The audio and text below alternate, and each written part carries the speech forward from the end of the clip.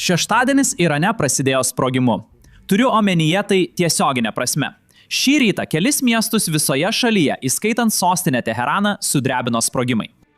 Nors IRGC teigia, kad tai tik dujų nuotekiai, sklinda gandai apie dronų smūgius ir taikytą pasikėsinimą į IRGC vado gyvybę. Sprogimas įvyko daugiabutyje Bandaro Abase, svarbiame pietų Irano uostamiestyje.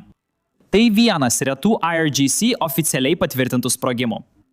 Irano žiniasklaida pranešė, žuvo bent vienas, sužeisti 14 žmonių. Jie sako, kad priežastis dar nežinoma. Štai kodėl tai patraukė visų dėmesį. Iškart po sprogimo pradėjo sklisti spėlionės, kad taikytasi į Ali Reza Targirį, Irano karinio jūrų laivyno vadą.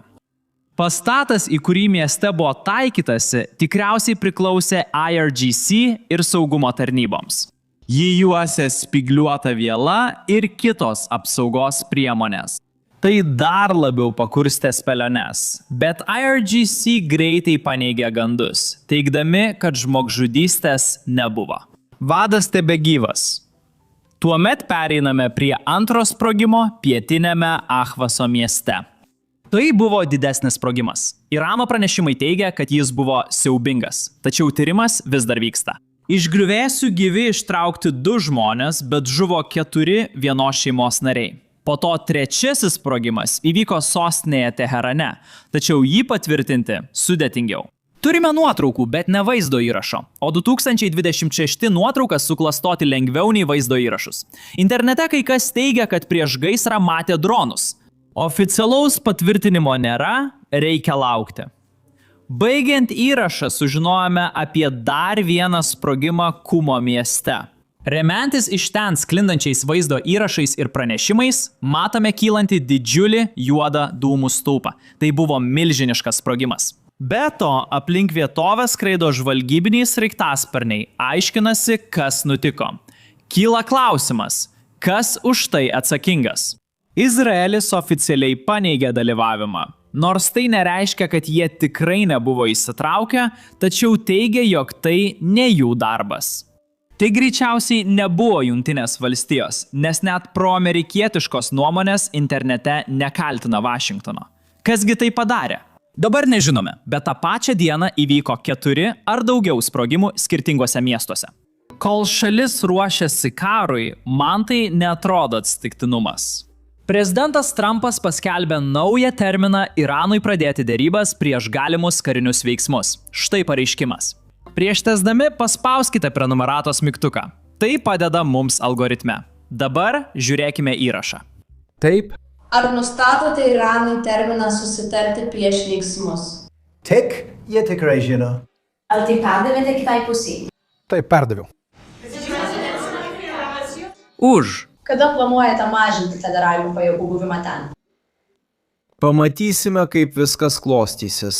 Jie kažkur yra, gal netoli Irano, tačiau situacija sudėtinga. Praėjusią savaitę sustabdžiau 837 žmonės nuo pakorimo. Jie ketino pakarti 830. Viskas buvo paruošta. Žiūriu į žmonės už savęs, jie klausia, kurios lenktynės geresnės už šias. Jie ketino pakarti 837 žmonės. Pasakiau, už tai sumokėsite neregėtą kainą. Jie atsitraukė. Supratau, kad daug žmonių žūsta, pažiūrėsime, kas toliau. Galiu pasakyti štai ką, jie tikrai nori sudaryti susitarimą.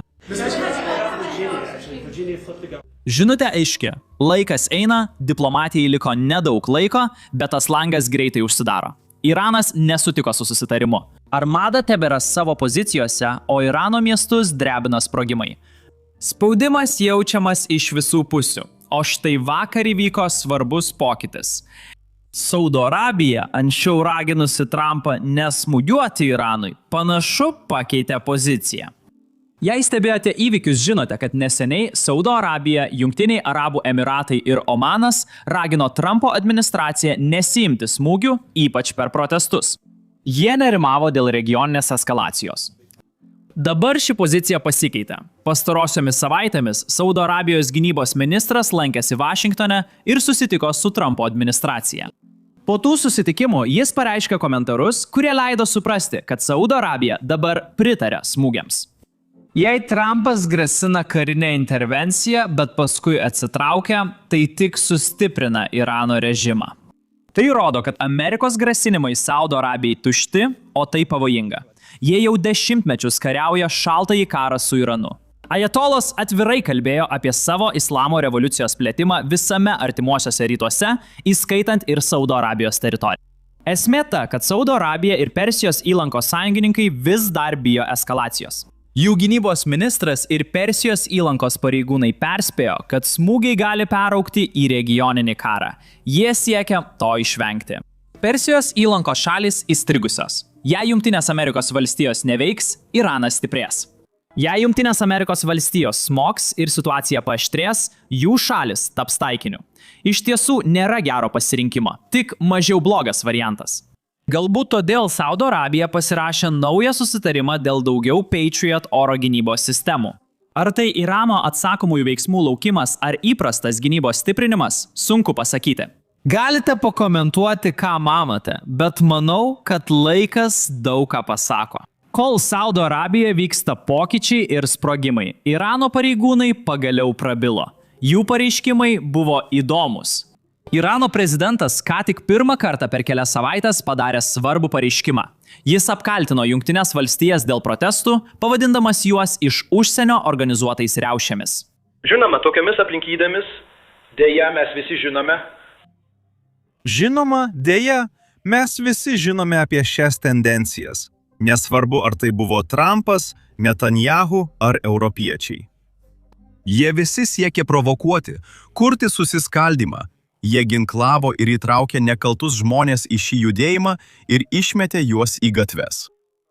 Ir jie kurstė, kad ši šalis turėtų būti suplėšyta, kaip jie sakė, kad būtų sukeltas nesantaika ir neapykanta tarp žmonių, kad būtų sukurtas susiskaldymas. Jūs neimate ginklų per jokį normalų socialinį protestą. Jūs nežudote kariškių. Greitosios pagalbos automobilių niekas nedegina. Jie nedegino turgų. Jie protestuoja prieš protestuotojus. Mūsų pareiga yra atsisėsti ir išklausyti, ką jie turi pasakyti. Esame įsipareigoję spręsti jų rūpesčius ir pasiruošę klausytis. Nėra pripažinimo, kad jo vyriausybė nužudė 10 000 Irano žmonių ar kad Iranai protestavo prieš ekonominį žlugimą ir represijas. Tiesiog Amerika ir Izraelis daro visą tai. Tai šiek tiek juokinga, bet tarp viso to Jungtinės Amerikos valstijos centrinė vadavietė OFA skelbė pareiškimą, raginantį IRGC vengti eskaluojančio elgesio jūroje. Tai įvyko kitą dieną po Irano pranešimo apie 2 dienų karinius jūrų mokymus Hormūzo sąsiauryje. Per šį siaurą tašką praeina 20% pasaulio naftos. Šių mokymų tikslas – perduoti žinutę. Pulkite Iraną, uždarys sąsiaurį. Kartu su pranešimu apie mokymus Irano užsienio reikalų ministras paskelbė ir savo pareiškimą. Jis sakė, kad Iranas išmoko vertingų pamokų iš 12 dienų karo prieš Izraelį, kurį pralaimėjo. Jis toliau teigia, kad šį kartą jie yra pasiruošę atsakyti ir kovoti. Paklausykite. Jūs žinote, kad pernai birželį nesėkmingai vykdytas išpuolis prieš Iraną. Jie nepasiekė jokių tikslų ir galiausiai prašė paliaubų. Manau, jie vėl nusivils ir prieis prie tos pačios išvados. Ypač dabar. Šįkart esame geriau pasiruošę. Pasimokėme iš ankstesnio karo. Įgijome vertingos patirties, mūsų balistinės raketos paruoštos, peržiūrėjome stiprybės ir esame geriau pasiruošę. Ir tai yra aiškiausia žinutė, kurią galime perduoti Amerikai. Jei įvyks ataka, mes tikrai juos nustebinsime. Atsakysime ryžtingai, griežtai ir labai stipriai. Tikimės, jog jie susipras.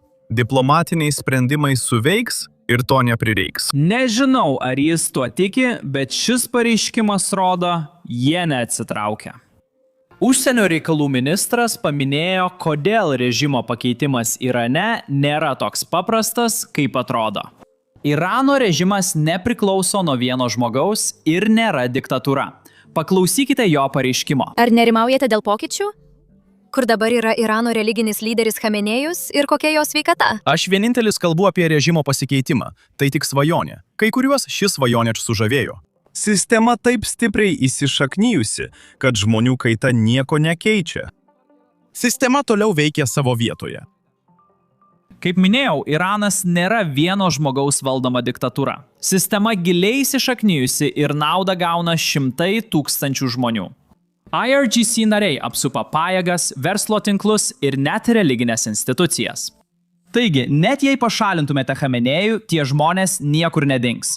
Jie turi visas priežastis kovoti už sistemą, kuri juos praturtina. Jis neklysta. Tai ta pati analizė, kurią mes darome šiame kanale. Režimo pakeitimui reikia daugiau nei tik nukirsti galvą. Reikia, kad visa struktūra žlugtų arba būtų pakeista. Užsienio reikalų ministras atsakė į visiems rūpimą klausimą. Ar Rusija ir Kinija kariniu požiūriu rems Iraną? Tai aktualu, nes vakar Irano žiniasklaida pranešė, kad Rusija ir Kinija dalyvaus bendrose karinėse jūrų pratybose su Iranu artimuosiuose rytuose. Šio klausimo laikas buvo tobulas. Paklausykite atsakymo šiandien. Jūs minėjote, kad Iranas stiprins gynybos sistemas. Koks jūsų planas? Ar gaunate karinę paramą iš Rusijos ar Kinijos? Tikitės, kad atsakysiu? Taip. Taip, aš norėčiau neatsakyti. Svarbu prisiminti, kad Rusija dažnai atsisako sąjungininkų, kai kaina per didelė. Armėnija, Sirija, Venesuela, Iranas. Gali būti kita, tad pranešime jums, kai tik tai įvyks. Būtinai paspauskite prenumeratos mygtuką žemiau.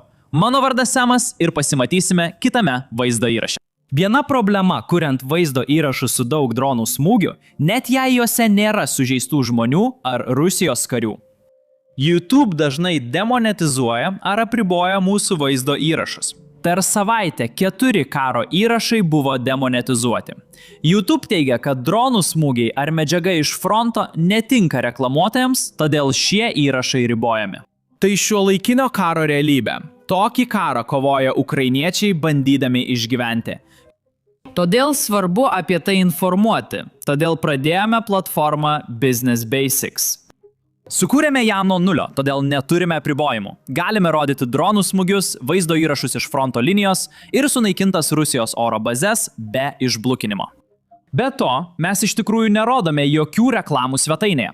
Tokiu būdu mums nereikia cenzūruoti savęs vien dėl to, kad reklamuotojams nepatinka tai, ką mes nušviečiame. Mes nefinansuojame svetainės iš reklamų, ją finansuojame jūsų parama. Taigi, jei esate žmogus, kuriam įdomus toks turinys, norite matyti necenzuruotus vaizdo įrašus ir papildomą turinį, kurio nėra YouTube, prisijunkite prie mūsų basicsinsider.com. Taip pat galite paspausti nuorodą aprašyme arba nuskenuoti QR kodą savo ekrane. Prisijungę galėsite žiūrėti visą turinį, kurį jau esame įkėlę, ir visus vaizdo įrašus, kuriuos įkelsime ateityje. Taip pat remiate mūsų kanalą. Ačiū. Aš Semas, pasimatysime kitame vaizdo įraše.